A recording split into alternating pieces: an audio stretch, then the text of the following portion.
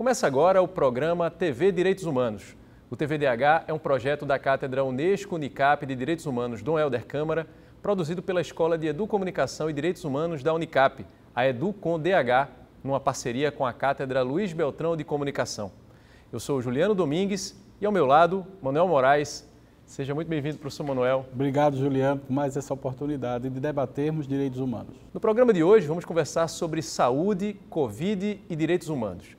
E para falar conosco sobre esse tema, a gente conta com Bernadette Pérez, que é médica sanitarista, com mestrado e doutorado em saúde coletiva pela Fundação Oswaldo Cruz, além de professora da Universidade Federal de Pernambuco e vice-presidente da Abrasco, Associação Brasileira de Saúde Coletiva. Seja muito bem-vinda, professora Bernadette. Obrigada, Juliana. É um prazer estar com vocês e um prazer estar com o Manuel, né? Um companheiro de tanto tempo, de muitos anos de lutas. Muito bom ter vocês aqui, a gente é que agradece. No momento em que estamos aqui reunidos, o Brasil já ultrapassou a marca de 600 mil mortes por Covid-19. Aqui em Pernambuco, são mais de 20 mil vítimas da pandemia. O Brasil registra também quase 280 milhões de doses aplicadas, 121 milhões de pessoas com ciclo vacinal completo, o equivalente a 60% da população. Professora Bernadette, o que dizer desse quadro atual da pandemia no Brasil e aqui em Pernambuco? Que avaliação a senhora faz desse cenário? Mais uma vez, muito obrigado por participar do nosso programa. Então, esse cenário que a gente se encontra hoje, assim, é um cenário bem melhor, né? Claro, né, que a vacinação, a imunização, né, não é uma única saída, não pode ser tida como uma única saída para essa situação de uma pandemia, que é uma pandemia absolutamente complexa, né, e que tem que ter, né, suas dimensões de enfrentamento, né, a dimensão política, social, econômica, clínica, de rede de saúde, de organização biológica também, de vigilância genômica. E que se a gente apostar, né, na vacina como uma única saída, ela vai falhar, né? Uma única saída biomédica, né, para essa situação, diante da complexidade do que a gente vive aqui no Brasil e no estado de Pernambuco, né, é uma medida que sozinha, né, não faz todos os efeitos. Agora, é claro também que a gente tem que perceber que, por mais arrastado que tenha sido esse processo de vacinação e de enfrentamento, arrastado por uma questão intencional de um boicote, né, e de uma descoordenação do governo federal, né, num plano, na verdade, na ausência de um plano de enfrentamento, né, à pandemia, fazendo com que a população ficasse muito mais vulnerável. Então, o momento que a gente se encontra hoje, né, com 60% da população vacinada, né, com 2 doses, chegando a 60% com 2 doses a nível do Brasil, né, reflete uma situação melhor do que a gente tinha antes, né? Mas ainda em franca desigualdade, em franca insegurança nutricional e alimentar, né? São 15 milhões de pessoas na informalidade, né? Nós temos 120 milhões em insegurança alimentar, 20 milhões de famintos, né? Fora os dados próprios da Covid. Então, é uma situação ainda muito grave, né? Sabendo que para a gente ter alguma segurança, a gente viu, né, no exemplo dos países, né, que chegaram a 80%, 90% da população vacinada, se a gente não continuar com medidas, né, individuais e coletivas de enfrentamento e proteção das pessoas, inclusive com segurança social, a gente pode ter, né, novas explosões de casos, né? E é importante dizer também que esse cenário brasileiro é uma média. O Brasil é muito diverso. Pernambuco está chegando agora, se aproximando agora de 50% da população vacinada com 2 doses. O que não faz, né, que a gente pense assim, não nos diz respeito, assim, não nos fala no sentido de que a gente tem que ter uma proteção ainda. Ainda é uma situação de uma insegurança importante que a gente precisa continuar com as medidas para, enquanto a vacinação avance, né, a gente continue protegendo as pessoas de uma forma bem ampliada. Professor Manuel Moraes, por que essa discussão, esse cenário é também, e por que não dizer sobretudo, uma questão de direitos humanos?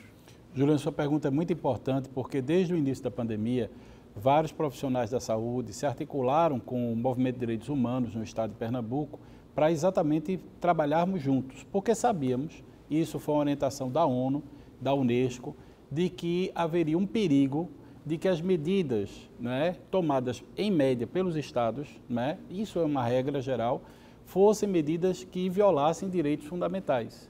Então a preocupação toda era que houvesse lockdown, mas que houvesse com diálogo, que houvesse medidas restritivas, mas que essas medidas respeitassem a diversidade dos povos indígenas, a questão dos quilombolas, a população mais vulnerável, né, a população de rua. Quer dizer, então quando você pega o aspecto dos direitos humanos, você tem a pandemia se torna algo mais, digamos assim, mais complexo, porque você não trabalha só no âmbito da linha de produção da saúde pública, digamos assim, né? Você trabalha exatamente na complexidade do fenômeno. E a pandemia, ao meu ver, ela nos ensinou muito o que nós somos enquanto sociedade. E esse é um tema que eu acho que esse programa tem que enfrentar, não é? Nós somos uma sociedade negacionista que nós vivemos durante a pandemia a negação da ciência.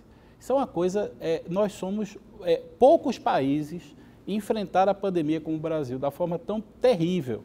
Nós somos um dos piores exemplos do mundo em violação de direitos humanos na pandemia. Se fizermos o recorte de violação de direitos humanos e pandemia, nós somos um dos 2 ou 3 piores países do mundo no enfrentamento dessa pandemia, porque violamos todos esses direitos.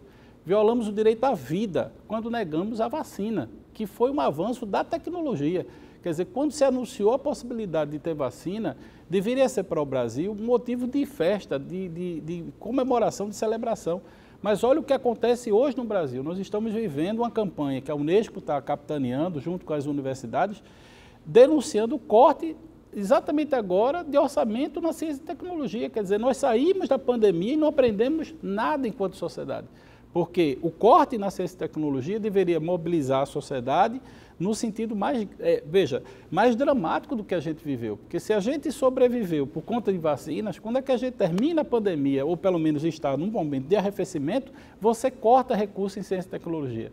Então isso mostra que a gente não aprendeu, enquanto sociedade, a gente precisa aprender muito mais sobre o que é violação de direitos humanos e pandemia.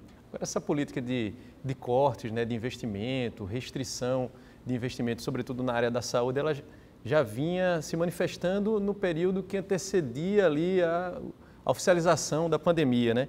A gente tem um dado, por exemplo, que o gasto do Poder Executivo no combate à pandemia do coronavírus nos 100 primeiros dias deste ano, 2021, é 12 vezes menor do que a média de 2020.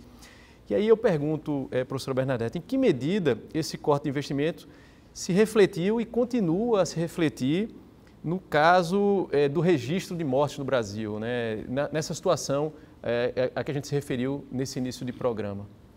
Esse é um tema interessante, né, e que nos traz um paradoxo importante, né? Ao mesmo tempo que a gente entra no período imediatamente anterior à pandemia, né, com a PEC, né, 95, na verdade a emenda constitucional 95, todo o desfinanciamento da atenção primária, o desfinanciamento crônico, na verdade, do Sistema Único de Saúde, junto com isso, né, focalização da atenção primária, cobertura regulada, os planos de saúde assistiram a pandemia de camarote, né, não teve um enfrentamento à desoneração fiscal, né, os movimentos dos lobistas, né, no governo federal. Isso tudo tem um impacto importante, direto no financiamento do Sistema Único de Saúde.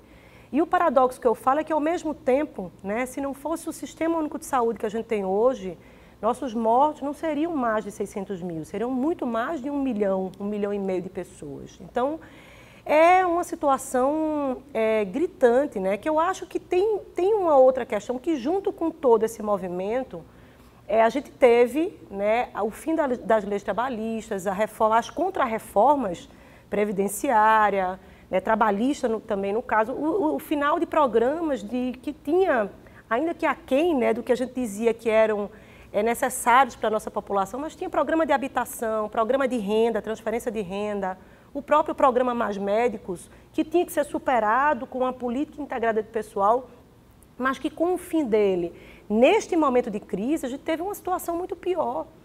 Então, Juliana, assim, eu acho que, de fato, é uma situação que a gente entra com a piora das condições de vida das pessoas, da população, né? Fome, né? Uma fome que se reflete em 20 milhões de famintos, né, no Brasil, centenas de milhares de pessoas em situação de rua.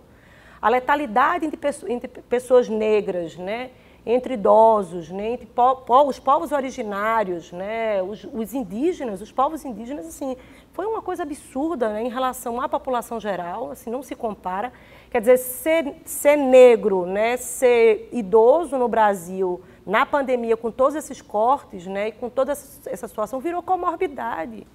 Essa é uma situação inimaginável. Então, eu acho assim, que é um tema, né, fundamental, né, isso se reflete, com certeza se refletiu no número de mortes, ainda que o SUS esteja vivo, né, bem baqueado, mas vivo, assim, com capacidade de resistência, com movimentos, né, que mostram sua vitalidade no sentido da necessidade de uma recomposição imediata, aqui e agora. É possível recompor aqui e agora, claro, articulado com isso que o professor Manuel fala, que é junto com política de educação, de direitos humanos, né, com, na verdade, uma priorização das políticas públicas no Brasil. Isso é fundamental. Ninguém pode falar do setor saúde só com a saúde. Então, tem que falar isso da saúde, né, do processo saúde e doença, né, o que é que interfere junto com todas as outras políticas públicas. Mas, efetivamente, o período imediatamente à pandemia era terrível e a pandemia agudiza situações crônicas, inclusive de violência, de violação de direitos humanos, de violências crônicas que a gente já tinha antes, que é agudizado com a pandemia. Na verdade, estão lá enquanto um processo insistente, contundente, né, que nos atravessa o tempo inteiro, que está debaixo do nosso nariz e que a gente precisa continuar enfrentando. E, ao mesmo tempo, a gente percebeu, né, professor Manuel, ao longo desse período, uma tentativa de disseminar uma espécie de estratégia discursiva, digamos assim, de dizer que a pandemia igualou todos, né? Que seria uma doença democrática, porque todos estariam expostos, né, em pé de igualdade ao risco de morrer. E aí a gente percebe que os números mostram que não é bem assim, né? Quando a gente pensa, professor Manuel, as minorias, os grupos mais vulneráveis, de que maneira a pandemia acabou por demonstrar ainda, né, de maneira ainda mais evidente essa desigualdade?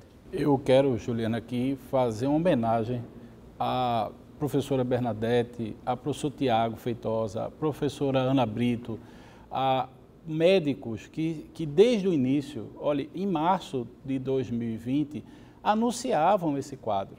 Não é?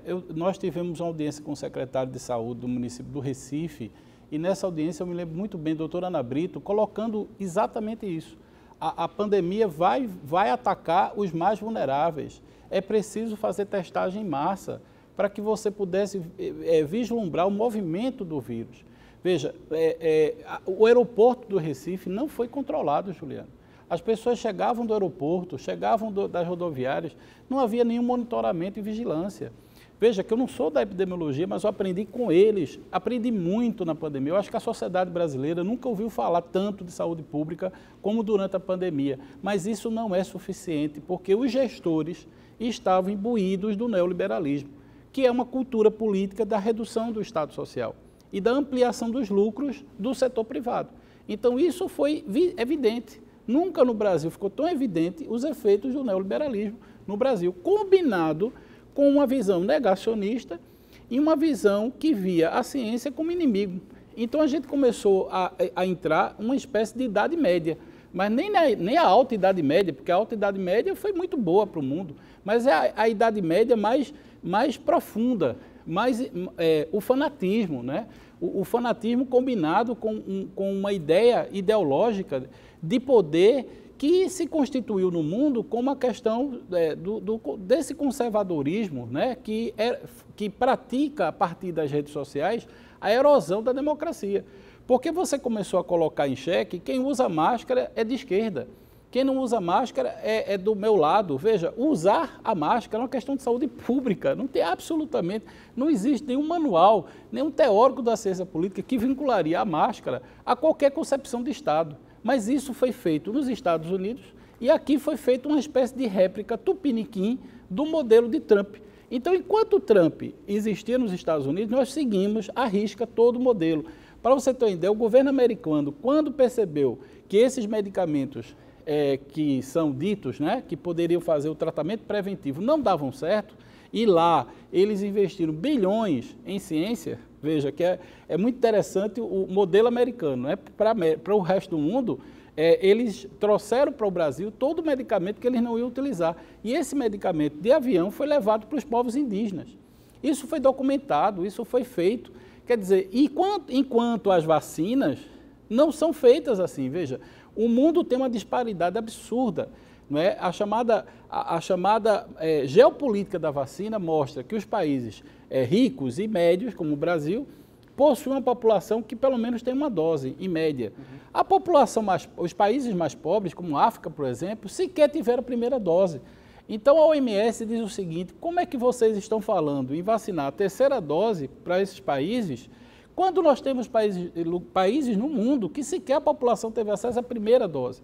Então existe uma iniquidade nessa pandemia devastadora, porque ela pode gerar novas variantes e nós podemos ter novos surtos. Então, de fato, nós precisamos transformar, para quem está nos ouvindo, um alerta.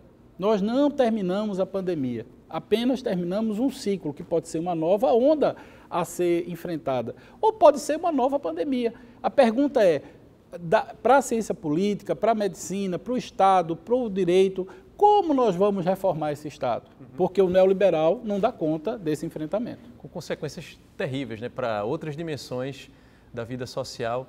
No próximo bloco a gente vai ver uma reportagem, né, feita por a nossa repórter Isadora Cavalcante, que ela apresenta justamente esses aspectos, né, as consequências psicológicas, econômicas, para a educação, né, entre outras, da pandemia. Daqui a pouco, no próximo bloco.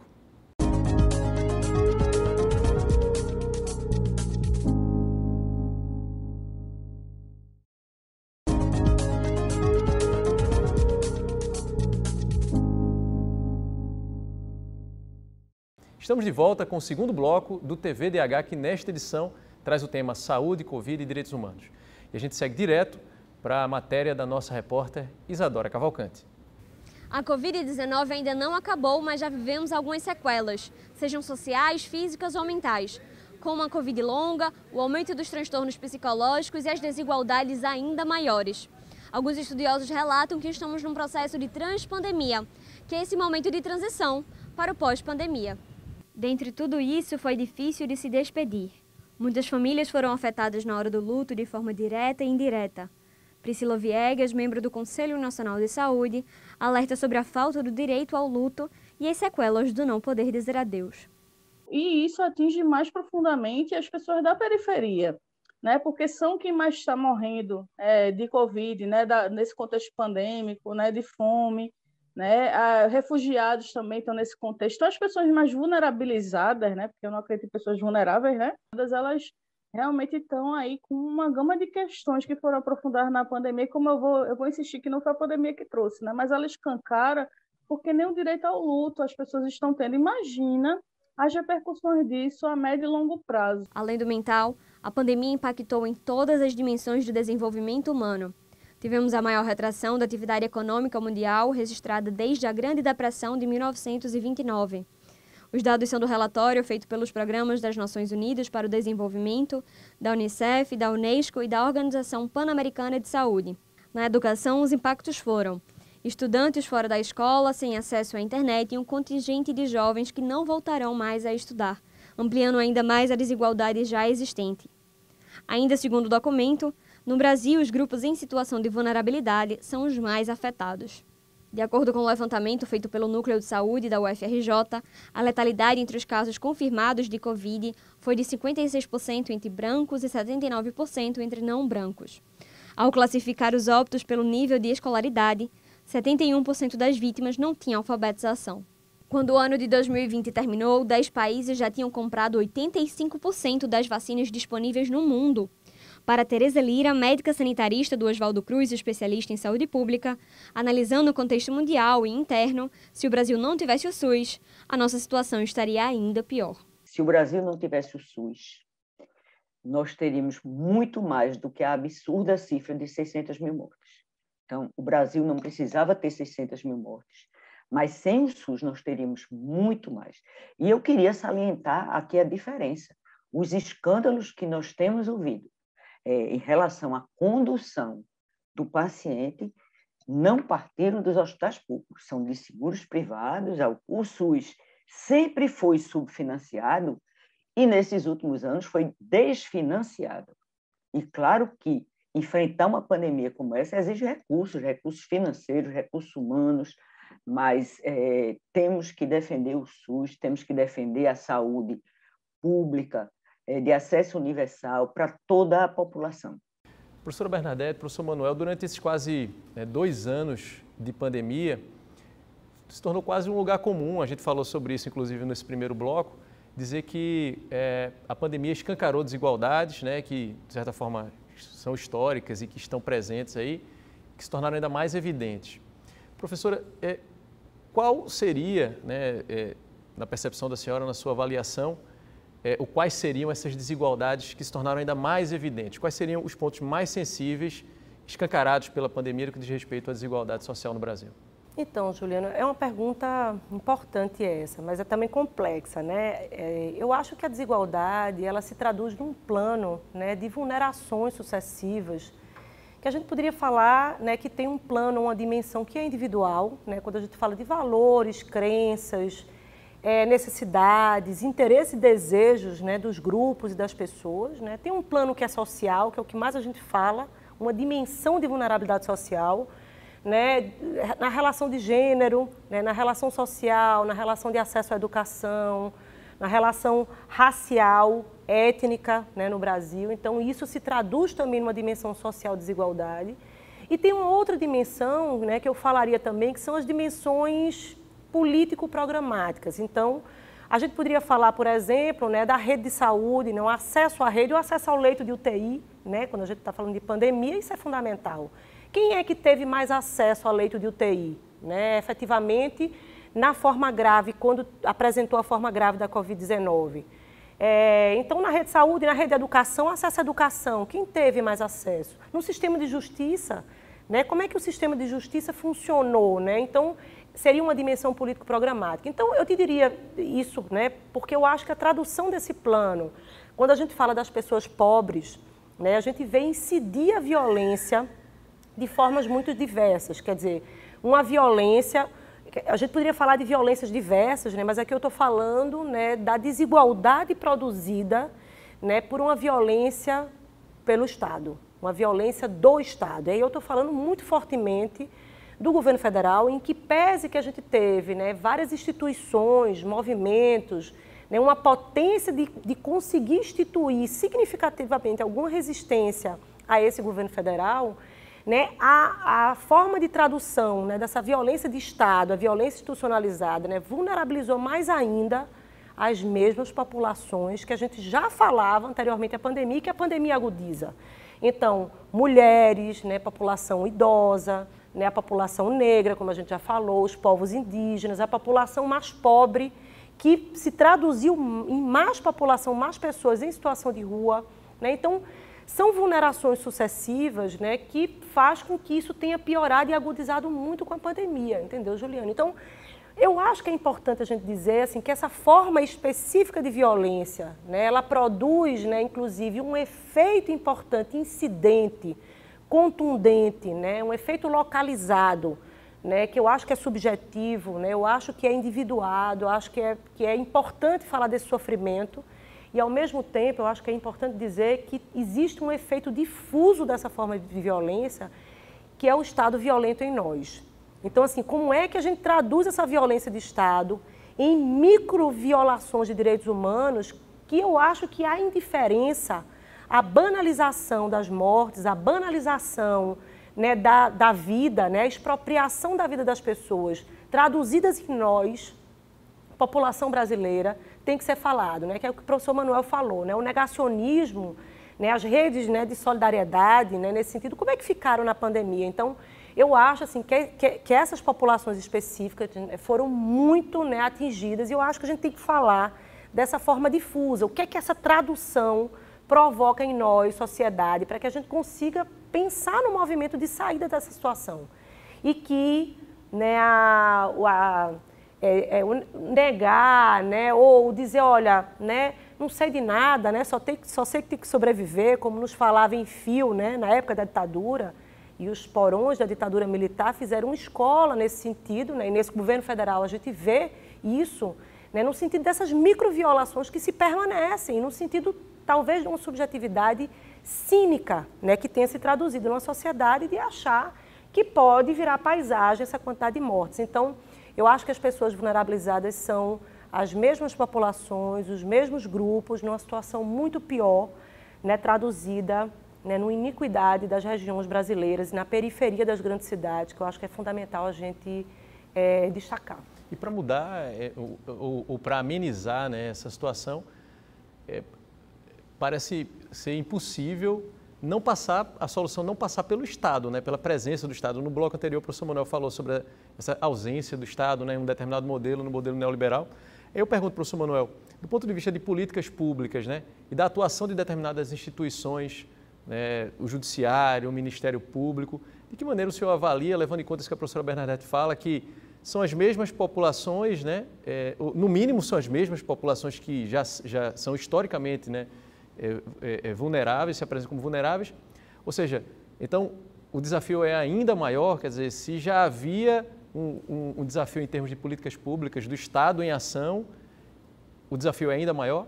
Qual o papel das políticas públicas nesse sentido? A Constituição de 88 estabelece o SUS como uma política pública descentralizada no território. E para que isso aconteça, há uma pactuação, União, Estados e municípios. O STF fez algo fundamental na pandemia, que foi reconhecer o papel do gestor local, municipal e estadual como conhecedor do ambiente sanitário, ao ponto de dar a esse gestor autonomia sobre políticas, inclusive de restrição de direitos. E esse processo gerou um atrito com o governo federal, a ponto de o governo federal entender que ele foi desobrigado de atuar na pandemia. Veja, na verdade, o que a doutrina internacional mostra? Né? A ONU, a Unesco está produzindo cada vez mais documentos e está cada vez mais consolidado que o Estado de Direito tem que criar um cinturão protetivo à dignidade humana. Então, na prática, o que tinha que ter acontecido, e graças ao STF, de certa forma aconteceu, foi uma gestão descentralizada na perspectiva do reconhecimento de que o gestor municipal poderia atuar e deveria atuar na atenção básica, na produção, ampliação de leitos, na compra até de vacina. O STF chegou a autorizar os entes a comprarem vacina. Claro que isso é quase impossível, porque tudo passa pela União, as grandes farmacêuticas, né, vendem ao Estado, não vendem aos municípios, seria uma loucura isso acontecer, mas o Brasil chegou a esse nível de desgoverno, porque na prática, o que acontece com o sistema? Quando você não tem um governo federal, a professora Tereza Lira chamava muita atenção disso, quer dizer, quando você não tem um governo, não é, que coordena a ação de saúde dentro de uma pandemia, você começa a ter ações paralelas. Então você tem, na verdade, o Brasil tem várias pandemias. Nós temos uma pandemia da Covid-19 e, infelizmente, uma pandemia da fome, uma pandemia política muito grave, etc. e tal. Aliás, quem já chamava a atenção disso é Josué de Castro. Né? Lá nos anos 50, Josué chamava a atenção de que a fome é um problema político. E é um problema endêmico porque passa por uma questão de construção de cidadania. Então, na verdade, quando a gente retoma esse lugar do SUS e do controle social, você deveria ter, nesse processo de expansão do serviço público, uma maior participação da sociedade nesse controle. Mas o que se vê ao longo do tempo é que o controle social não é priorizado por nenhum tipo de nenhuma dimensão política. Nem a esquerda nem a direita investe no controle social. O controle social para a política de saúde é fundamental, mas para o gestor é uma ameaça.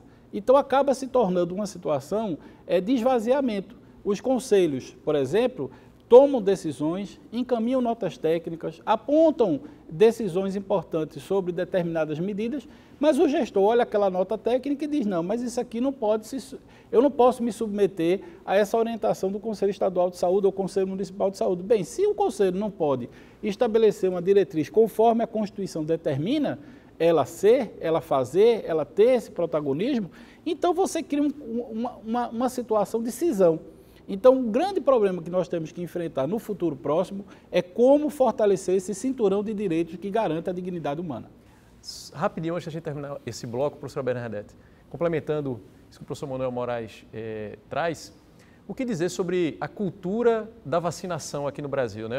O SUS, enquanto uma instituição, acaba por também, né, a ciência política nos ensina isso, né, professor Manuel, a induzir outros hábitos, a determinados hábitos e determinados institutos. Então, se fala muito sobre a cultura da vacinação no Brasil. Em que medida essa variável é uma variável relevante no contexto que a gente está inserido? É muito relevante e para nós pesou, né, com toda essa descoordenação nacional, pesou a favor da gente, né, porque na verdade a gente já tinha uma história, né, de um Programa Nacional de Imunização bem sucedido, né, bem sucedido com todas as desigualdades, iniquidades regionais, mas que conseguia chegar de norte a sul do país, né, em populações, inclusive, muito afastadas, né, dos grandes centros urbanos, ou populações muito vulnerabilizadas, ou populações distantes. Então, o que a gente diz é que, junto com a imunização, né, a atenção primária tem um papel relevante disso, são o quê? 40 mil salas de vacinação, né, de imunização no Brasil inteiro,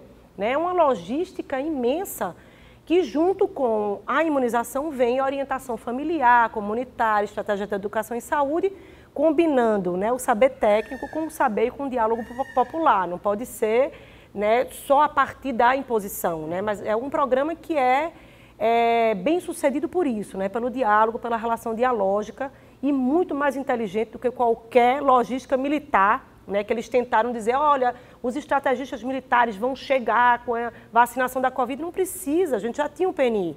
E um PNI que foi subutilizado, que foi desfinanciado a partir do governo na gestão da pandemia. E quando a gente observa isso comparativamente com outros países que não têm a cultura da vacinação, né, a gente percebe uma diferença enorme.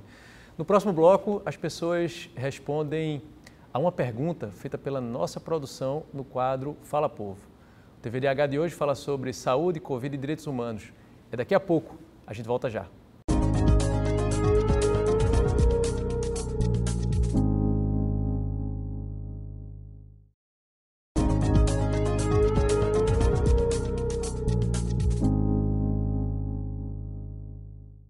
Estamos de volta com o terceiro bloco do TVDH de hoje, que trata sobre saúde, Covid e direitos humanos.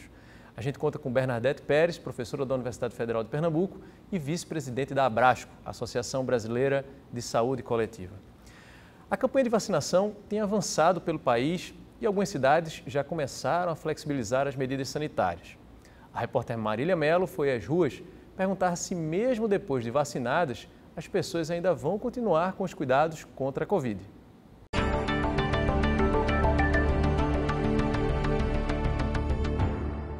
Pouco mais de 99 milhões de brasileiros estão totalmente imunizados. Cerca de 70% da população tomou ao menos uma dose. Somando a primeira dose, a segunda dose, a dose única e a dose de reforço, desde o início da vacinação, o Brasil aplicou mais de 250 milhões de doses. Com o avanço do esquema vacinal e a diminuição de casos, nós vamos procurar saber da população se eles ainda irão tomar os devidos cuidados para evitar a manifestação da Covid-19. Vou continuar tomando os cuidados, né? Até porque nem todo mundo tomou a segunda dose e eu, como trabalho com o público, eu preciso me cuidar sempre. Primeiramente a saúde, né? A minha saúde, né? E a saúde das outras pessoas também. Eu não posso pensar só em mim, eu tenho que pensar sempre no próximo. Eu uso máscara, eu ando com álcool gel na bolsa, certo? Assim, tomo todos os cuidados.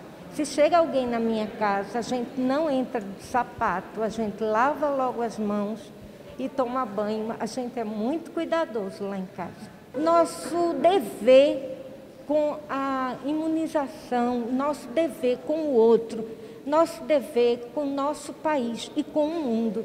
Se a gente não se vacina, não se cuida, a gente não põe um fim a isso. Eu não posso dar relaxada porque até então que a qualidade de vida que a gente tem não tem nada a ver com o problema que tem hoje. Porque para a gente tomar uma vacinação e evitar um problema pior, não tem como. Os metrôs lotados, ônibus lotados. Essa semana mesmo me jogaram dentro do metrô e me sentaram. Quer dizer, a gente não tem apoio nenhum. Tomar vacina hoje, tomou. Mas está arriscado chegar ali e pegar, porque o povo está lotado um em cima do outro. Professora Bernadette, o que a senhora recomenda? A gente tem ouvido muito, né, professor Manuel, professora Bernadette, as pessoas dizerem, agora eu estou entendendo melhor quando apareciam as imagens do Japão e eu vi as pessoas com máscara e tal e tal. Será que é isso que vai permanecer aqui? O que seria recomendável nesse momento de pandemia e, né, num horizonte pós-pandemia? Então, nesse momento, a gente precisa permanecer, né, com as medidas de proteção individual e coletiva.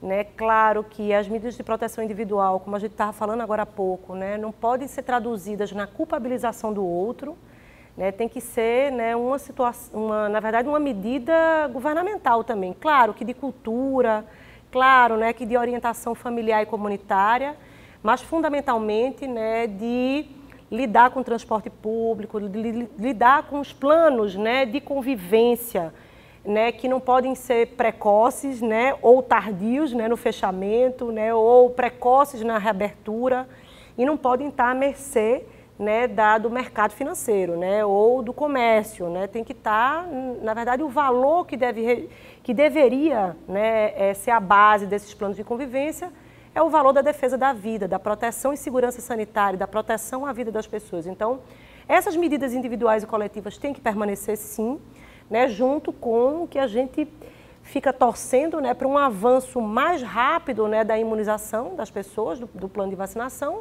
e avaliar a necessidade desse reforço, né, das vacinas, de como é que vai se dar isso efetivamente. Não tem muito claro, as evidências mostram que a gente caminha, né, para um reforço coletivo, né, de vacinas de reforço, não se sabe se anual ainda, né, para toda a população, junto, por enquanto, se a gente tem 40%, 50% da população vacinada, 60% no Brasil, mas em Pernambuco não chegamos a 50% com 2 doses, a manutenção de medidas de proteção individual e coletiva, sem dúvida nenhuma. Ao mesmo tempo, né, professor Manuel, a gente percebe, trabalhando contra isso, uma rede de desinformação, né?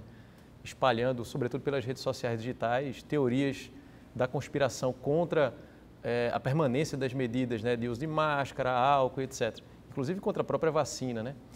Isso é uma preocupação, está na agenda da Unesco, né? De que maneira o senhor percebe esse tipo de movimentação? Será que a gente consegue vislumbrar aí um enfraquecimento dessas redes de desinformação? As pessoas estão mais bem informadas para combater essas teorias da conspiração, essa desinformação? Eu acredito que não, Juliano, porque o fenômeno é muito complexo.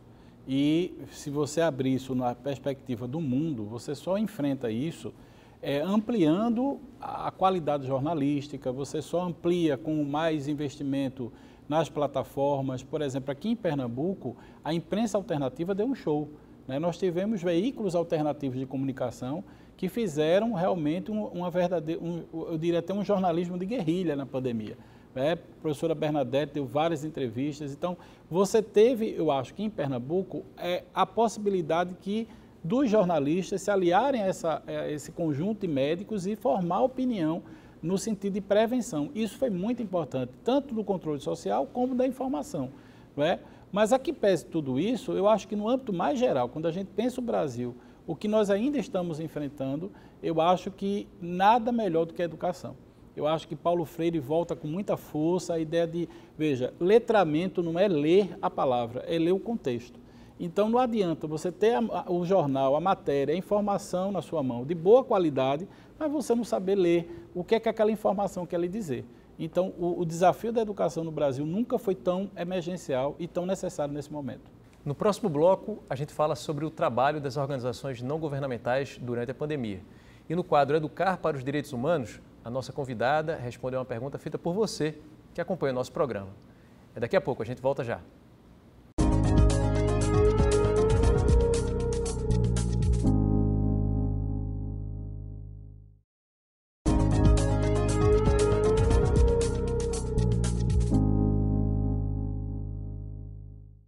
Estamos de volta com o quarto bloco do programa TVDH. Nossa convidada, a professora Bernadette Pérez, responde agora uma pergunta feita por você, que acompanha o TVDH. É no quadro Educar para os Direitos Humanos, com o repórter Micael Moraes.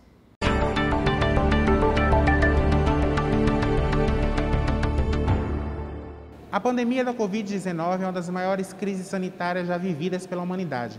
Só que no Brasil são mais de 600 mil mortes pela doença, segundo dados do Ministério da Saúde. Diante desse cenário, as comunidades periféricas e quilombolas são as que mais vêm enfrentando dificuldades com a falta de políticas públicas de enfrentamento à pandemia. E sobre isso, o estudante de publicidade, Lucas Maia, tem uma pergunta para o debate de hoje. Durante toda a pandemia, vimos o trabalho de ONGs e lideranças comunitárias no enfrentamento à doença. Sem o trabalho árduo dessas organizações, é possível afirmar que o número de mortes no Brasil por Covid seria ainda maior? Obrigado, Lucas, pela pergunta. Professora Bernadette. Não tem dúvida nenhuma, Lucas, que o trabalho das instituições, né, a capacidade de estabelecer, né, uma resistência e um plano de enfrentamento, né, nas comunidades, um plano de enfrentamento, né, a partir de comunidades vulnerabilizadas, um plano, né, de acesso à água, um plano de acesso a máscaras, um plano de orientação para a utilização e troca permanente das máscaras, um plano para dizer como se protege, né, nas estações de ônibus, metrô, né, um plano de segurança alimentar e nutricional, né, que as comunidades, as organizações, as ONGs, né, os modos como a população indígena se organizou, né, no seu próprio lockdown, na sua própria barreira sanitária, na sua própria contagem de óbitos, de pessoas doentes, de isolamento e proteção dos seus idosos, que para eles é a memória, né, deles, que deveria ser, né, a nossa também.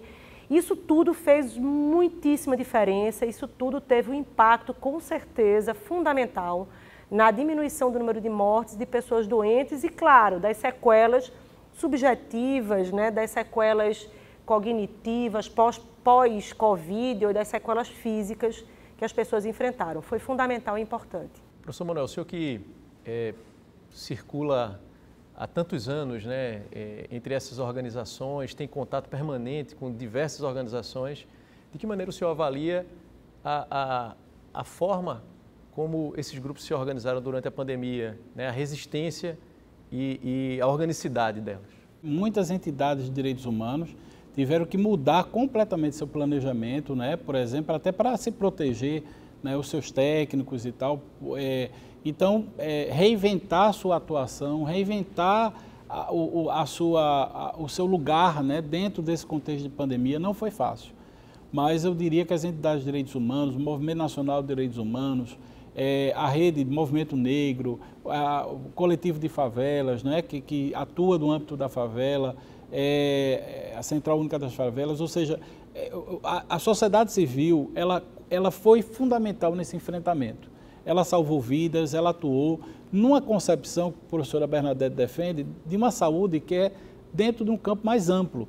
Veja, o professor Tiago chamava a atenção de algo que eu nunca esqueci. A opção do Estado foi hospitalocêntrica, ou seja, vamos construir hospitais e vamos ampliar respiradores. E a opção da sociedade civil foi lutar por oxigênio e não por um respirador. Então, optar por oxigênio é lutar por cidadania. Então, isso as entidades de direitos humanos fizeram. Agora, é claro que quando você tem aquele cinturão de direitos fortalecido pelo Estado de Direito, que é o que prevê a Constituição, isso daria ao Brasil, talvez, o Brasil poderia ter sido não diria Nova Zelândia, por conta de características geográficas, etc., mas poderíamos chegar muito perto daquilo que seria, nós temos inteligência sanitária, nós temos experiência em vigilância, tudo isso foi destruído, destruído em nome de um modelo ideológico, não é? Que é minoritário no mundo inteiro e que não deu certo, porque a quantidade de vidas, não é, que poderiam ser salvas com medidas simples de distribuição de álcool. Veja, o transporte público no Brasil inteiro não foi controlado. Nós temos um lobby das empresas de transporte público que não foi enfrentado pelo Estado. Não é? Você não teve horários alternativos, você não teve... Quer dizer, então, na verdade, o próprio transporte público foi um mecanismo de disseminação do vírus de forma incrível. As políticas, inclusive, de assistência durante a pandemia, como, por exemplo, você ir para determinados bancos superlotados, né, a população mais vulnerável sendo expostas ao vírus para poder receber. Eu vi depoimentos que a imprensa mostrou, que é dilacerante, né, de uma senhora dizendo, senhores, eu estou sendo humilhado, eu estou sendo aqui tratado como, né, quer dizer, porque a pessoa precisa sobreviver, ela precisa daquela ajuda, mas precisava se submeter àquelas filas, precisava se submeter àqueles ambientes fechados para conseguir um recurso. Quer dizer, então, o Brasil é muito maior do que se mostrou nessa pandemia. Eu acredito num país que tem condições de enfrentar essa situação e outras que virão, infelizmente virão, com muito mais dignidade, com muito mais força de articulação, não é, com a sociedade civil, com os meios de imprensa, com aquilo que é mais caro no Brasil, que é a própria sociedade. E aí, durante esse período, sobretudo no período inicial da pandemia, se discutiu, né, a gente via com alguma frequência filósofos dando entrevista, e alguns deles um tanto otimistas, né, pensando que, quem sabe, essa situação desperta uma solidariedade internacional, né, as pessoas vão exercitar a empatia. Professora Bernadette, de que maneira a senhora avalia isso? É possível perceber, porque a realidade, né, a gente toma um banho de realidade, parece mostrar justamente o inverso, né? Uma discussão, como a gente já falou aqui, geopolítica, uma disputa polarizada, ideológica, interna, desigualdades que já estavam presentes, que são aguçadas. De que maneira é possível perceber isso? Que avaliação a senhora faz em termos de solidariedade? Será que as pessoas exercitaram a empatia, há uma preocupação mais em relação ao outro, ou não? Pelo contrário, né, estabeleceu-se ainda mais, de maneira ainda mais intensa, o salve-se quem puder. De que maneira a senhora avalia isso? Eu diria, minha avaliação é uma avaliação, não sei se é realista, né, ou pessimista, mas criticamente. Um pessimismo crítico que nos faz, né, pensar em saídas, né? Não é um pessimismo paralisante, né, porque é uma realidade bastante complexa e difícil. Mas eu diria, Juliano, assim, que eu não acredito que as pessoas mudam pelo medo, né? Eu não acho que existe, se faz e acontece mudança civilizatória na relação com o outro a partir do medo. Seja o medo de uma autoridade, seja o medo de uma ameaça, seja o medo, né, de uma pandemia, né? Eu acho que a possibilidade de mudança, e eu acho que o que a gente vive hoje, né, é anunciado por debates anteriores, de epidemias também anteriores. Né? A epidemia de AIDS anunciou esse debate, Ebola anunciou isso na África, a epidemia de Zika, que se permanece, inclusive, da síndrome congênita associada ao vírus Zika, que continua acontecendo em Pernambuco. São quase 100 crianças suspeitas, né, de microcefalia nesses 2 anos de pandemia. Um dado, inclusive, de subnotificação. A gente sabe que é muito maior, né, do que o notificado. A sífilis congênita permanece, Juliano. A mortalidade materna permanece com a ênfase importante para mulheres negras. Então, inclusive com indicadores africanos, né? O Brasil tem indicadores assustadores. Então, o que eu estou querendo dizer? Eu estou querendo dizer que os debates anunciados, né, por situações, enfermidades, doenças, endemias ou epidemias anteriores, já anunciava esse debate humanitário, de crise humanitária, anteriormente. Se a gente não mudar, né, o sentido da desigualdade, um sentido civilizatório na relação com o outro, no sentido de acesso às pessoas, né, a bens, serviços, né, e ao direito, né, à cidadania, ao uso, né, e à preservação da vida, a gente vai continuar com isso. Então, eu acho que a gente tem que cuidar mais da solidariedade, não acho que a gente muda pelo medo, a gente continua com esse desafio. E aí, eu acho que existe saída aqui e agora, porque a esperança somos nós, e a esperança são os outros, e as outras, e as coletividades e as pessoas. Então, é possível saída sim. Vamos guardar a saída para o próximo bloco. No 5º e último bloco, a gente vai falar sobre esse cenário, né? De que maneira a gente consegue, qual é a nossa expectativa de futuro, né? O que é que a gente consegue, a partir de agora, visualizar em termos de horizonte no pós-pandemia. É daqui a pouco, no 5º e último bloco do TVDH. Daqui a pouco a gente volta.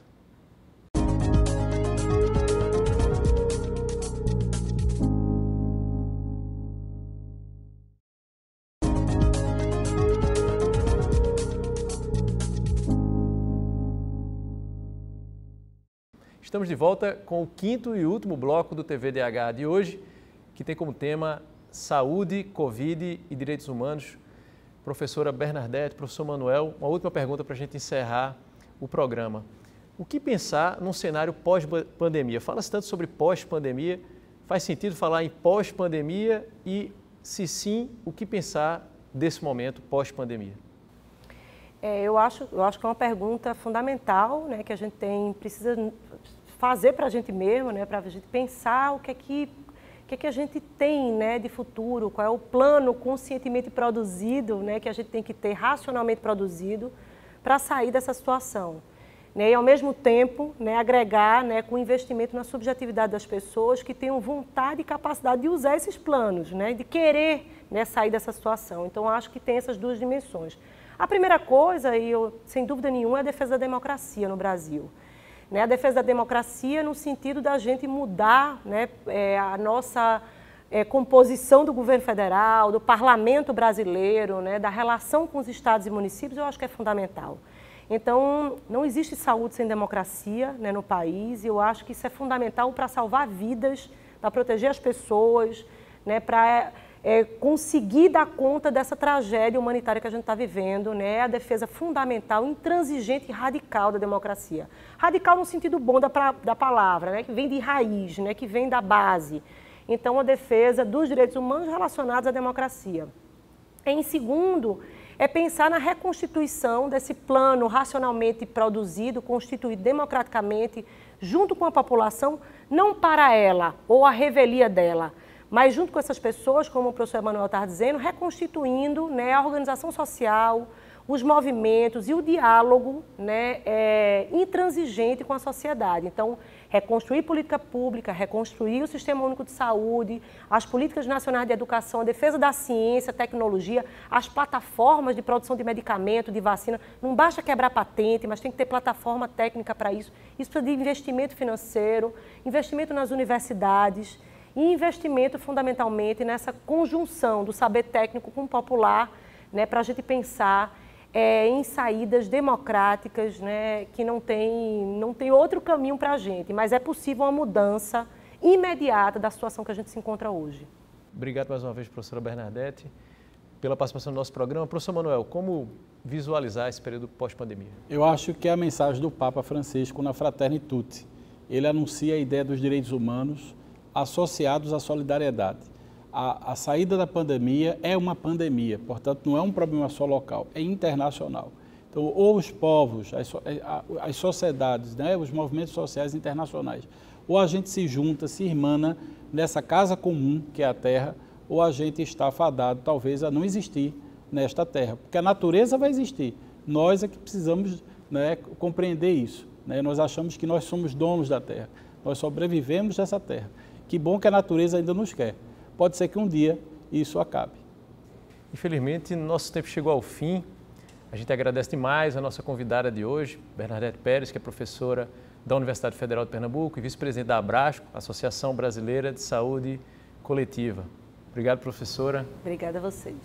O TVDH é um projeto da Cátedra Unesco-Unicap de Direitos Humanos do Helder Câmara, produzido pela Escola de Educomunicação e Direitos Humanos da Unicap, a EduCom-DH, numa parceria com a Cátedra Luiz Beltrão de Comunicação. Acompanhe a gente nas redes sociais e no nosso canal do YouTube. Até a próxima!